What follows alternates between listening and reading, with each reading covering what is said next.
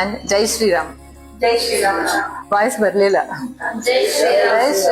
ಜೈ ಶ್ರೀರಾಮ್. ಜೈ ಶ್ರೀರಾಮ್.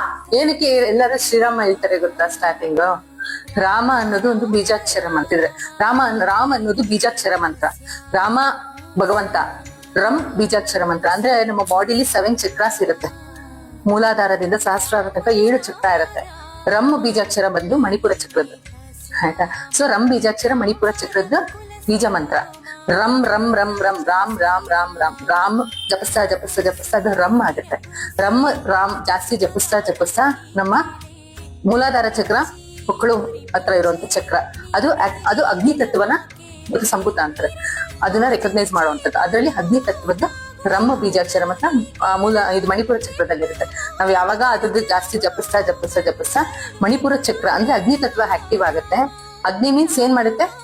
ಬರ್ನ್ ಮಾಡುತ್ತೆ, ಆಯ್ತಾ? ಸೊ ಹಾಗಾಗಿ ರಾಮ್ ರಾಮ್ ರಾಮ್ ಅಂತ ಎಷ್ಟು ಜಪಿಸ್ತಾರೆ ಅವರ ಕರ್ಮ ಎಲ್ಲ ಹಾಗೆ ಸುಟ್ಟು ಅವರು ಪ್ಯೂರಿಫೈ ಆಗ್ತಾರೆ. ಅವ್ರದ್ದು ಕರ್ಮ ಎಲ್ಲ ಸುಡುತ್ತೆ ಅಂತ. ಅದಕ್ಕೆ ಯಾವಾಗ್ಲೂ ಜೈ ಶ್ರೀರಾಮ್ ಅಂತ.